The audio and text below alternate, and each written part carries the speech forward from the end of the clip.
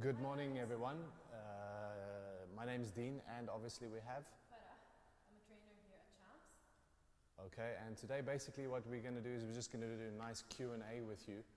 I love this idea of the Q&A. I think it's something that there's a big need for. We have a lot of people asking questions, and at the moment, frankly, we have a lot of people training, but with a lot of questions which is not being answered. So we want to take some time just to come out by you, check your questions, hit us with some good questions. We would love the questions to be specific to you, what you're doing in your training. Nutrition, we can go a little bit into nutrition, not too deeply. We're not nutritionists, so we would love to just focus on your training questions, your programs, and anything else that you have in the field of fitness and exercise. Perfect. So I'll be behind the scenes. I'll be reading your questions, so keep them coming, okay? Yeah. So while Farah is going down, I think I just want to share a little bit about Champs and what we're doing here and all the online content that we're sharing with you guys. Obviously, it's a major shift in our industry. We think it's an important shift. It has to be there. We can't just stop training. A lot of people are wondering what's going to happen in terms of their own training, and it actually just goes to show just how spoiled we are in the fitness industry. We have this great facility behind us and numerous other gyms in the country, and you have all this equipment which is just made for our service, you know. And now suddenly we face a situation where that equipment has been completely just taken away, and we don't know what to do. But at the same time, I think it's a great opportunity. I think it sends us back to something which is just normal, basic human movements. It's not the end of the world. I think if you go back 2,000 years ago, we didn't have all this equipment. We didn't have the nice leg press. We didn't have the bench press or the pull down, whatever we're using today. So it proposes a question: what do we do now? How do we move now? So I'm going to start handing over to you guys. I'm sure you guys have some questions already coming in there. Farah is going to present the first question, and as objectively as possible, I want to give you an as accurate answer as possible. If there's something which we're not able to answer, I'm just going to be frank with you and say maybe I'm not qualified to answer that question. So go ahead and hit us with the questions. What do we have, Farah? So far, no questions. We're getting a lot of people joining us right now. So we're going to give them a bit of time. Come on, guys. Okay, so while we're waiting for the first question, another thing which I just want to discuss is just the great vision that we have here at Champs. Immediately once the situation unfolded, we said we had to move content online. We had to make that shift just to facilitate people at home. A lot of questions. Yes, Farah. Okay, we have the first question from Hamad Shaib. He says, a lot of people think that home training is only to maintain. Can you assure that home training, if applied properly, can do the same results of weight training, especially if we focused on the tempo? Okay, Hamad Shaib, I'm just going to repeat that question. So Hamad Shaib is asking us, can home training be as effective as training with resistance and weights and gym equipment? I think this is a question which everybody is asking at the moment, Hamad. Everybody is saying, well, I don't know what to do, and I don't think it's as effective.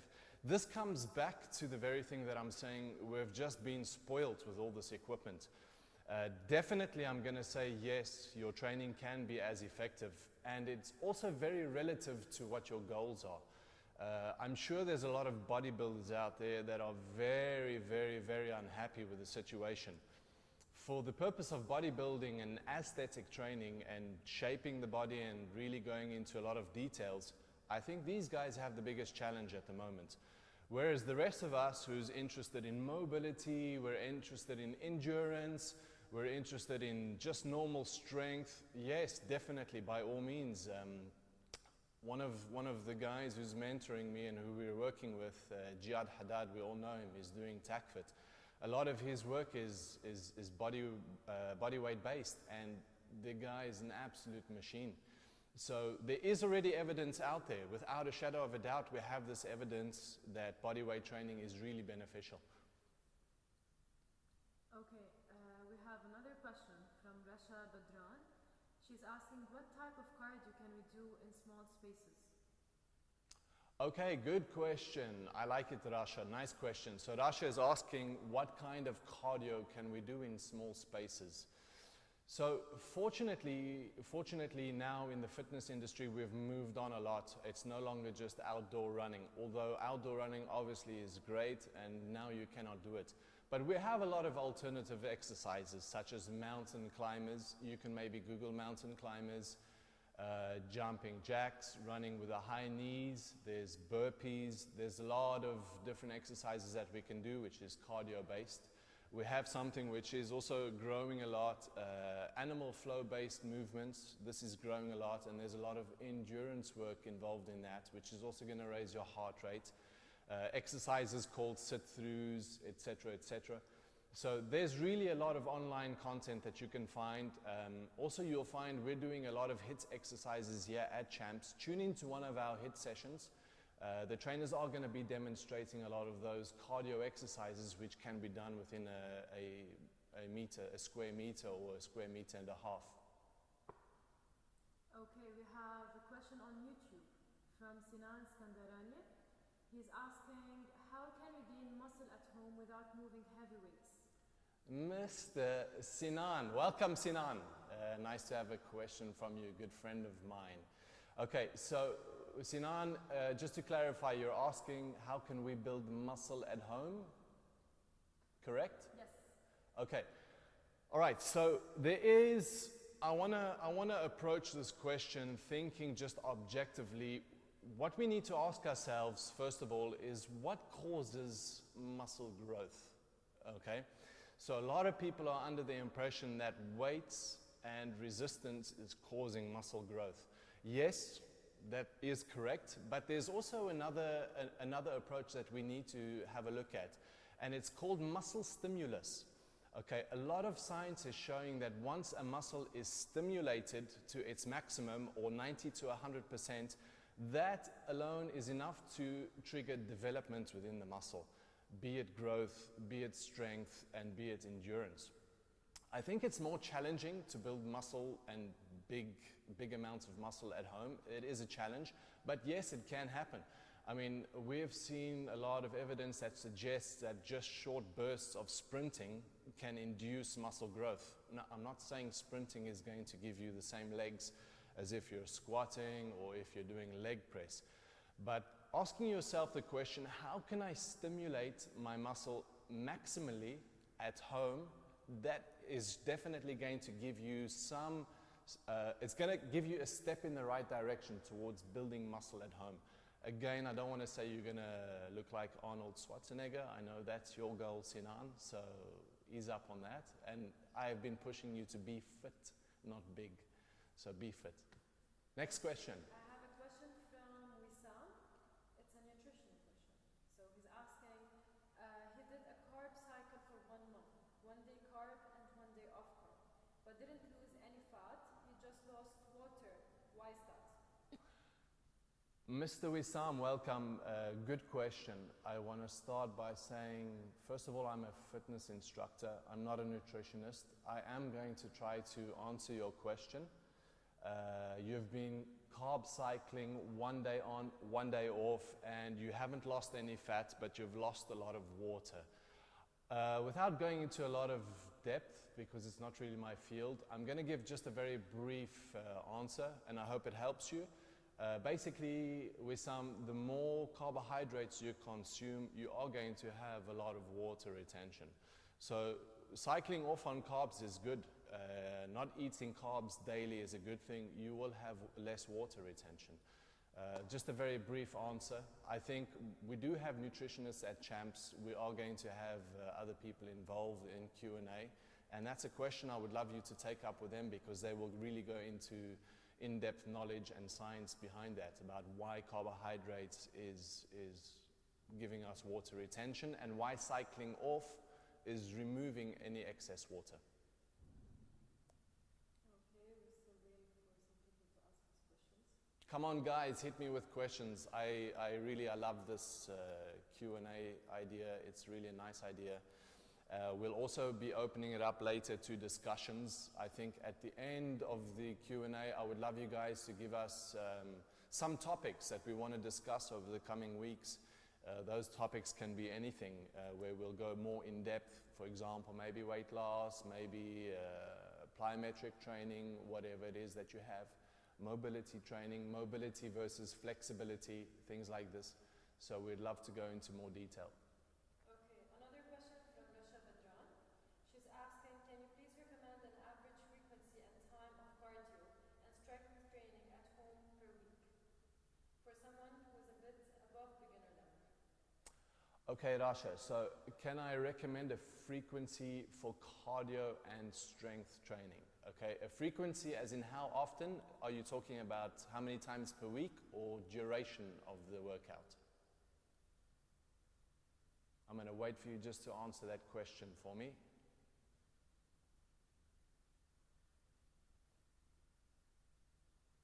Okay, I'm going to come, let's start with frequency. I'll answer both for you, Rasha.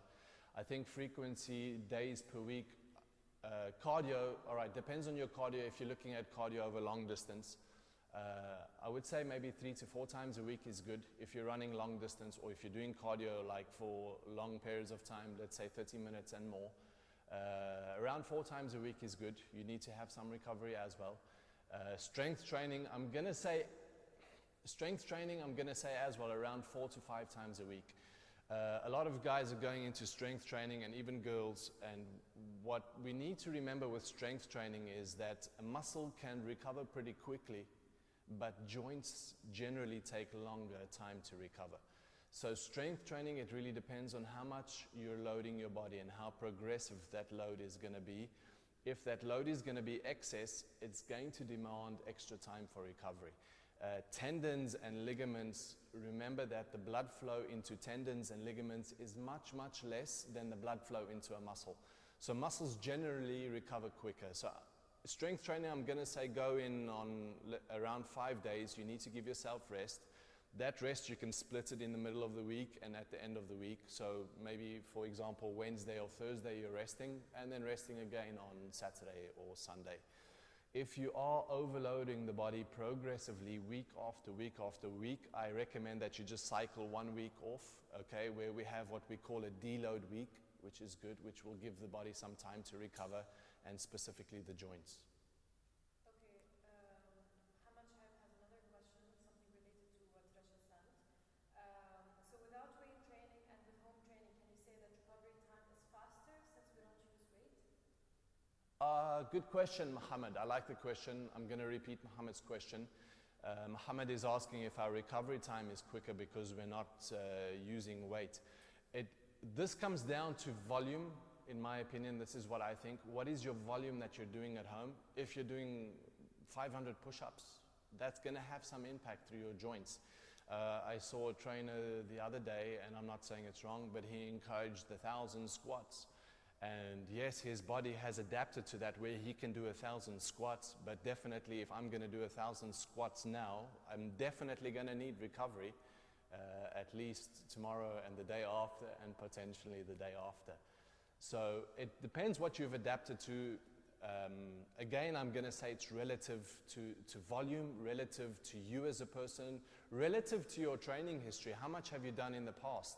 So if somebody's coming freshly in, definitely I'm not going to say, listen, do 100 push-ups and 1,000 squats and 500 backward lunges. Whereas other people, they're at that place, they can do it.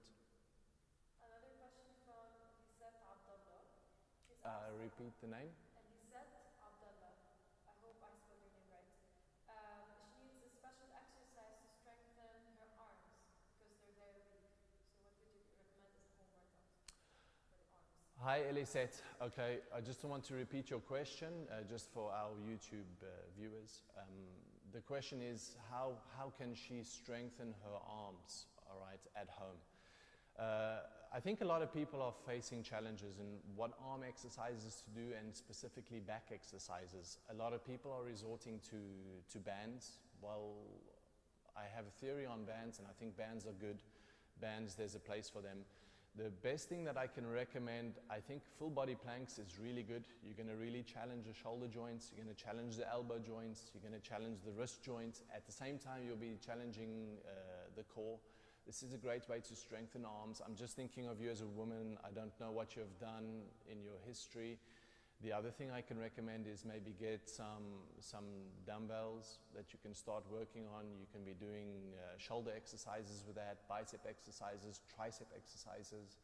So, like I mentioned, some of the guys are using bands. Okay, yes, you can use bands to an extent. All right, there's different ways to use bands. But number one, I'm going to say full body planks. Hold them. It's going to challenge your arms a lot, and also get yourself some dumbbells that you can use for basic exercises. Next. Okay.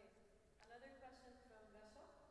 She's like, sorry for asking so much questions, but we're more than happy to assist you. She's asking, is it normal to have hip pain on one side after a plank? Is it okay if I replace elbow plank with high arm plank, or it means I'm not improving? Rasha, first of all, I love your questions. You feel free to ask as many questions as you want. This is the service we're providing, to answer as many as possible. So you're having pain on one side of the hip when you're doing a plank. All right. I think it's very difficult for me to answer exactly why. All right. Even though I've been working with sports injuries, I've done some neurokinetic therapy. When it comes to pain, there's a lot of questions that we need to ask. There's a lot of assessing that we need to do as well. Understanding which muscles are overworking versus muscles that's underworking. If you are having pain in one side of the hip, something that I might suggest is be aware of your body weight shift. Perhaps maybe you're shifting excessively to one side. I would also like to know where in the hip you're feeling pain. Maybe it's on the front of the hip. It could be somewhere else. If it's on the front of the hip, something that comes to mind is maybe some tight hip flexors. Maybe you want to work on the mobility and the strengthening of the hip flexors as well. Flexibility is something else. I don't want to go too much into flexibility. For me, there's a difference between mobility and flexibility. So Rasha, just to help you with that, mobility is basically the muscle contracting and moving through a range of motion repetitively, whether it's concentric, whether it's eccentric. I think mobility is really, really important for the hips, especially because this is a big joint sitting right at the center of the body. If you're not mobile here, you will be compensating in other areas. The pain is in the back of her hip. Okay, the back of the hip, all right. If it's in the glute area, I might be... all right. If it's the back of the hip, I'm thinking the sacroiliac joint. All right, you might be having a small issue there. There might be some compression in the sacroiliac joint. If your pain is excessive, I really want to recommend that you see a physiotherapist. The sacroiliac joint, it becomes a little bit complicated. I don't want to go too in-depth with that. So even here at Champs, we do have physiotherapists working with us in the lab at the bottom. So we invite you, try to get in touch with a physiotherapist who can go in-depth and possibly help you do an online assessment somehow, where they can connect with you, and that might be a little bit difficult for you, but I think that's what I would recommend. Okay. Hi, Nat. Yalla, we're waiting for your questions. Natalie. So I think pain, while we wait for the next question, I think pain is a big thing in our industry. Many trainers experience pain. I think this is number one that I want to say. We're often looking at trainers and thinking like, wow, this guy's got a great body, or wow, she's got a great body, and we look at them as if they're pain-free. This is not necessarily true. We need to be aware of this. I think 90% of the population is actually in pain. What we need to ask ourselves is, why are we having pain, and when are we having pain? So pain is generally, it's just a warning for the body to say, listen, if you keep doing that exercise, there's going to be a bigger problem. And we're living in a generation and a time where we're encouraged to work through pain. I see so many people give ridiculous quotes Pain is growth leaving the body and things like this. We need to be careful, especially when it comes to our joints, especially when it comes to our bodies. Listen to your body. When you're having pain, pain is not normal. When you're pain-free, that's what should be normal. So every exercise that you're having pain, get to the nearest professional, let them assess that movement for you, let them try to understand what's happening in your body, and the biggest and the best thing why we do physical training is to be pain-free. So it doesn't help we're in pain when we're training. Okay, Lisette, another question from her. She's asking, is it true that taking in bananas will relieve cramps or reduce it? Another nutrition question. Elisette, okay, I'll repeat the question. The question is, huh? Lisette? Lisette, okay. Sorry, Lisette, my fault. Lisette, I'm just going to repeat the question for YouTube viewers. The question is it true that eating bananas can relieve cramps and? Relieve pain and cramps. Yes. For the sake of saying yes, I'm going to say yes. Okay, bananas high in potassium. They do have some good minerals in them. But is it enough if you're experiencing cramps and pain? I think probably not. I think there's a lot of other minerals that you need in your body, and bananas is not going to give you everything. So bananas can contribute to that, but it's not everything. Another question from Sinan, from his friend. To reach muscle stimulus at home, we need to train to failure? All right, Sinan's friend is asking us, to reach maximal muscle stimulus at home, do we need to reach failure? Okay, it's a complicated question. I'm going to hit it straight away. All right, failure is almost, if you're doing it correctly, obviously, failure means that you're reaching maximal muscle stimulus. Now, there's different ways to reach failure. I can reach failure in 5 repetitions, depending on my tempo. Maybe I have a 5-second eccentric phase with a 5-second isometric phase and a 1-second concentric phase or a 3-second concentric phase. So the time that my muscle is spending under tension or under load is going to increase the speed at which I'm reaching failure. You don't necessarily need to do 500 reps to reach failure, although yes, that is a method. But there's a lot of other methods where we can reach this failure as well. And providing that your failure is coming out of a muscle being exhausted and not pushing your body where you're feeling unnecessary pain in joints, yes, it's beneficial, and yes, it will help you reach maximal stimulus, which can start to trigger the growth on small levels. Okay, we have another question from Reem Rafi. Hi Reem. Okay, so her question is, how can we fix the anterior pelvic tilt? Are there any exercises and stretches at the lower back and hips? Hi Reem, great question. I love this question. I'm gonna just repeat the question again for YouTube viewers. The question is anterior pelvic tilt. How can we fix it? Is there exercises and are there stretches that can help fix anterior pelvic tilt? For those of you that's unaware of anterior pelvic tilt, I'm just going to quickly just show you what anterior pelvic tilt is, and I will also show you the other one, which is posterior pelvic tilt. I'm going to answer the question briefly, and I will get into that now. So just quickly, anterior pelvic tilt is basically once we're having this curve in the lower back and the hips have shifted anteriorly, all right, which will basically mean I look like this.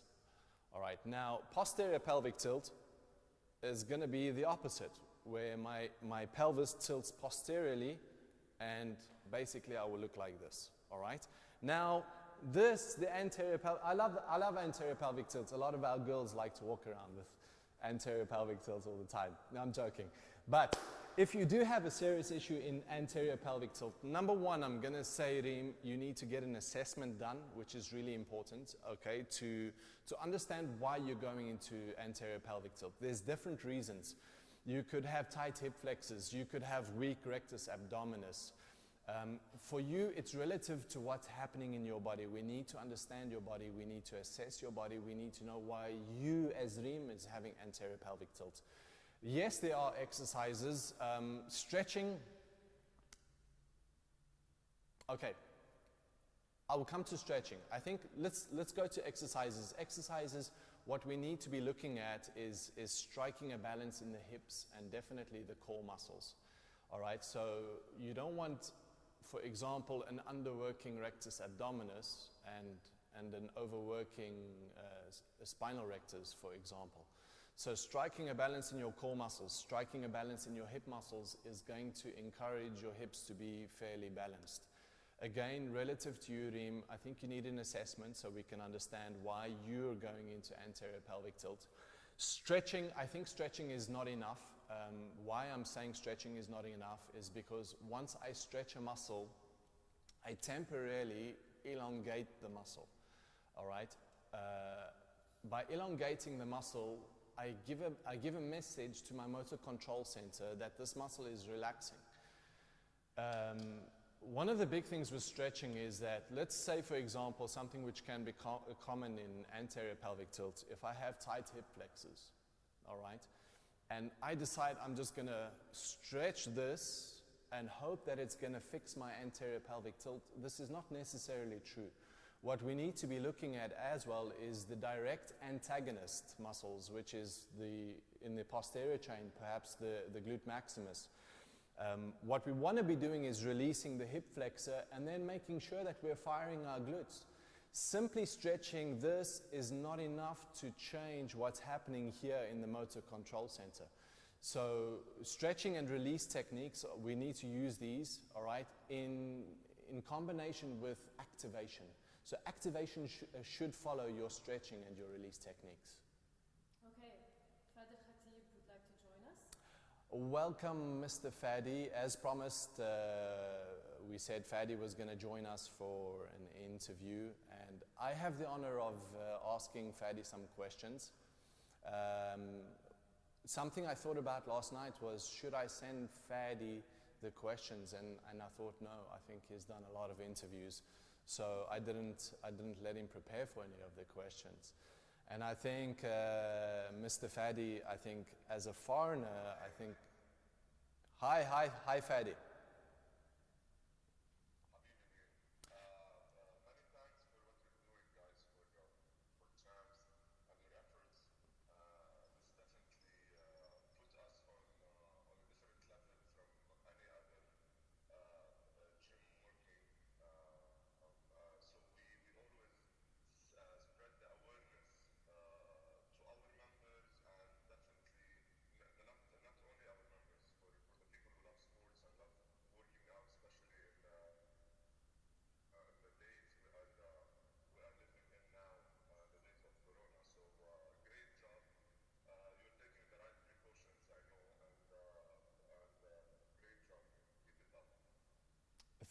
Thank you, Mr. Fadi, and we just want to thank you as well for giving us the opportunity. YouTube viewers, if you can quickly just tune into Instagram, we have Fadi live, so I'm not sure we're going to see Fadi on YouTube. Tune immediately into Instagram, follow our interview. I'm going to be asking Fadi some important questions. I think the vision that we have now going online is something which Fadi has also driven us a lot in and encouraged us a lot in. We understand the importance of the public training and continuing their training at home, as well as being safe. The head of HR at CHAM sent me a message last night saying that we don't necessarily need to distance ourselves socially. What we need to do is distance ourselves physically, which is true. So right here, right now, we are being very social. We can keep our social activity going and just make sure we stay safe by distancing physically. So, Mr. Fads, my first question for you, and as a foreigner in the country, I see what you've achieved, although basketball is not necessarily my first sport, but I understand something about sports and athletes being at the top for a long period of time. And you've really been at the top for a long period of time in Lebanon and the greater Middle East. My first question is a difficult question. I'm going to call it talent versus hard work. If you could choose one or the other, which one would you choose and why?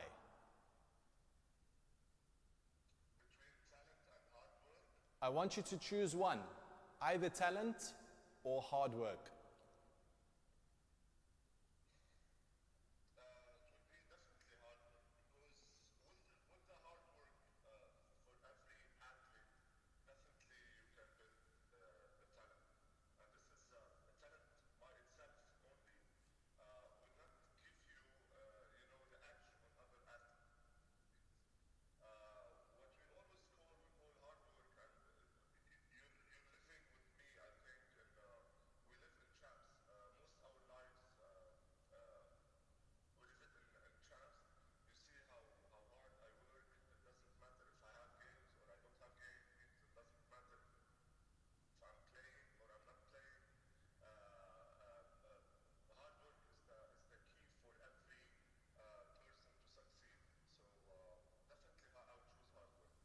I love it.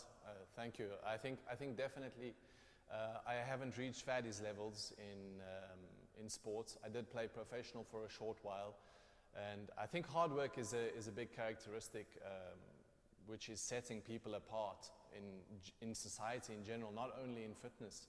You get people who's coming into the gym and they're putting in more work than others, and they're genetically less gifted than others, and seeing some great results. Likewise on the sports field, I don't want to make a big debate for all our social viewers. We have Cristiano Ronaldo, who's a hard worker, and Lionel Messi, who's super talented. And they're both up there, and one has reached that level because of hard work. Next question, Mr. Fads. As an ex-sportsman, we all experience highs in sports, and we experience great achievements. But I think as athletes, and something which everybody wants to know, is what is the lowest moment that we experience as an athlete? Okay, so that might be losing a final, that might be picking up a serious injury. We would like to know, what is your lowest moment that you reached in your athletic career? What is it, and how did you get through it?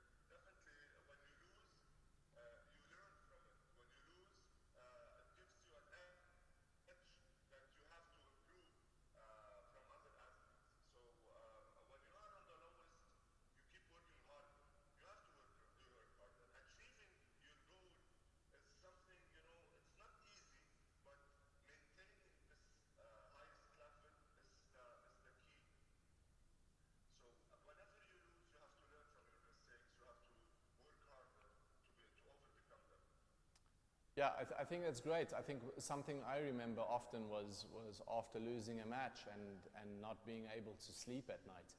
A lot of people would call us bad losers, but I think champions worldwide all feel the same. They hate losing. For many of you who's following us on Instagram, I would love to encourage you sometime, come and watch Fadi and I play football together.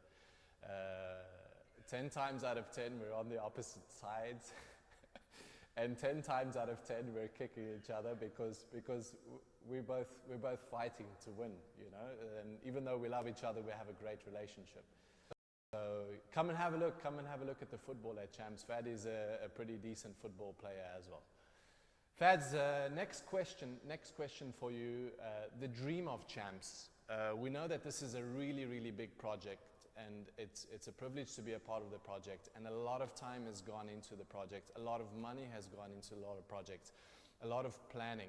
Tell us about the dream, and when did the dream start exactly in a timeline? 5 years ago, 3 years ago? What was the timeline of the dream, and what triggered this dream in you?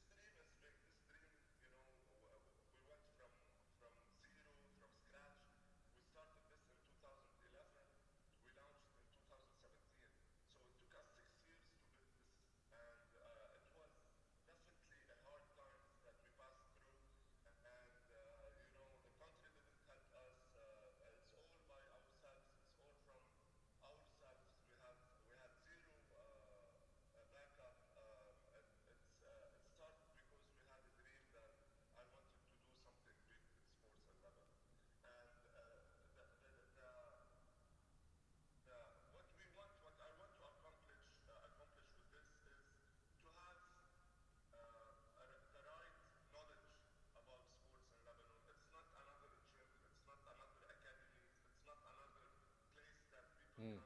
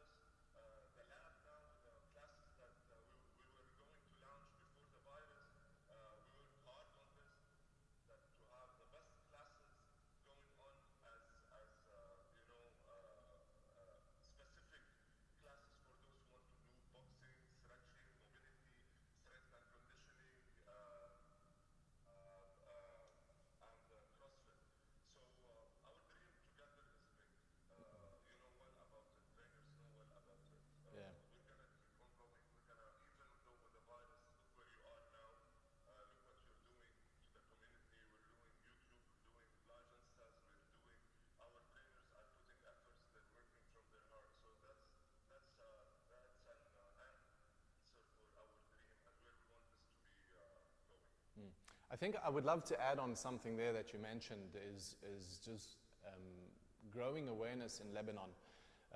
As a foreigner, a question which is often posed to me, and as a trainer and a personal trainer and somebody who loves football, is why are Lebanese not exceeding at the highest level? Why are we not seeing more Lebanese players play in the football leagues, in the Olympics, etc.?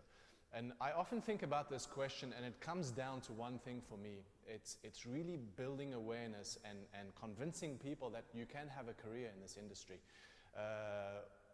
When we look at the human being, and specifically the Lebanese, we cannot put them aside and say that genetically they're less gifted, or talent-wise that they're less gifted.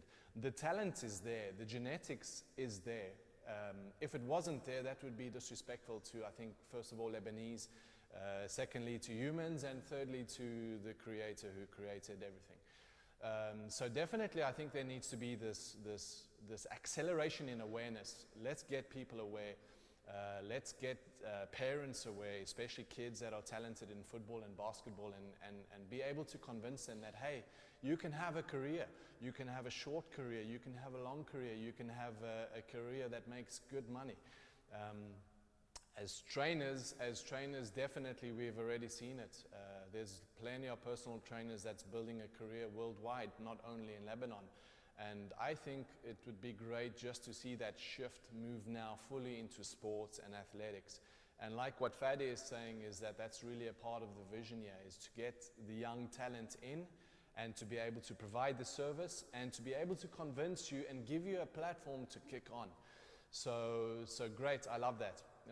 Mr. Fads, next question, very simple, very easy question, or maybe very easy. Your favorite exercise? I think a lot of people they wonder about how you train and how you do it. What does your daily life look like? Next question, your favorite exercise, one, and why?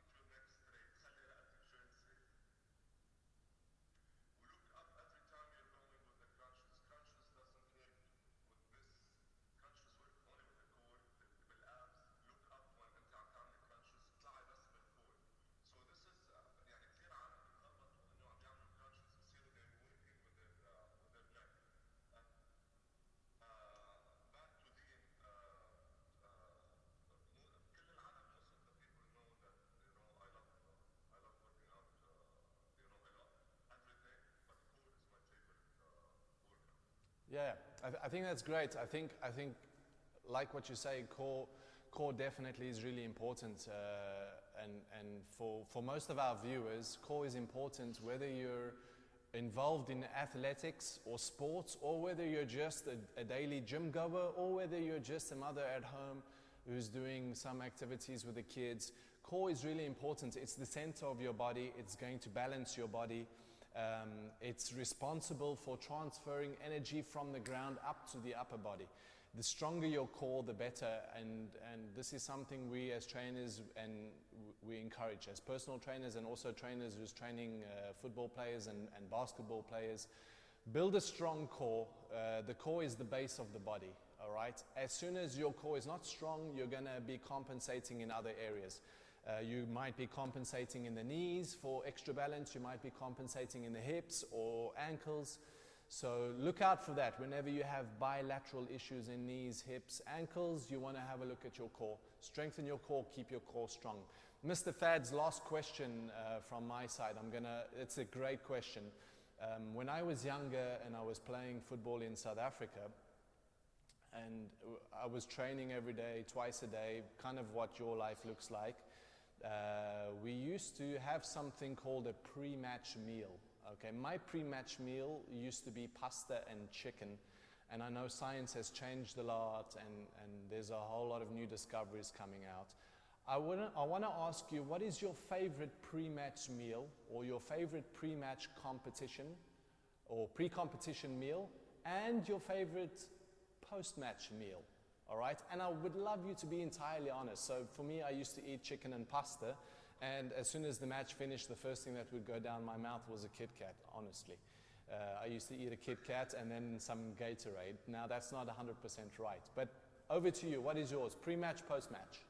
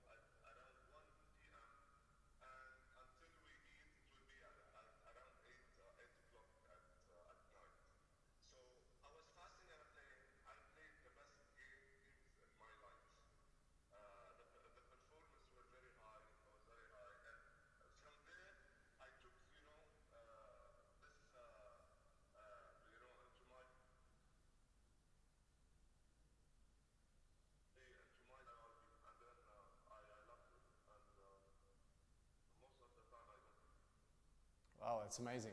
That's amazing. I think, yeah, I think fasting is an interesting topic. I think that's a topic which we will discuss next time, maybe with Ahmad.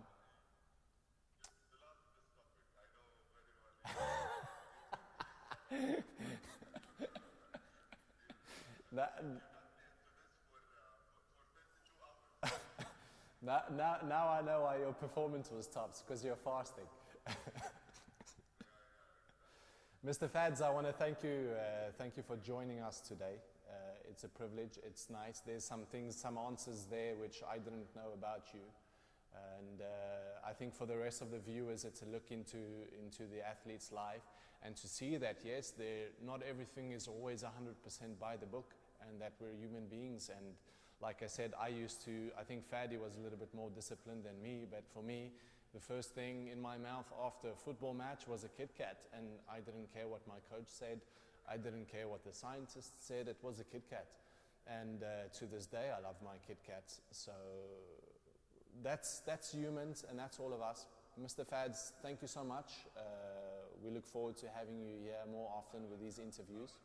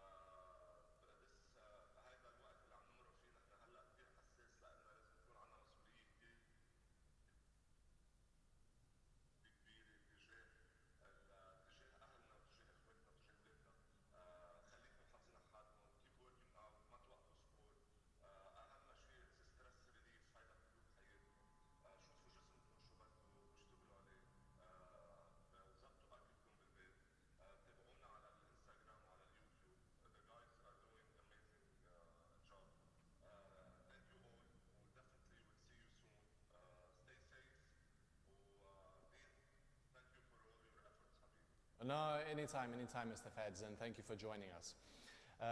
Guys, the rest of the viewers, we want to encourage you as well. Throw us some topics for the coming weeks. Definitely, we want to be entering into more discussions. I hope today is an opportunity for you to know what we're doing in terms of Q&A. We're going to be having a lot more Q&A. It's a very important part where we address people's questions. A lot of people are stuck out there on their own, just Googling things, finding exercises online, and that's not wrong. But at the same time, if you go into Google and you say why to do a sit-up, for example, and why not to do a sit-up, you will find two valid answers. Or why to squat and why not to squat, you will find two valid answers. So we would like to address questions on a personal level as well.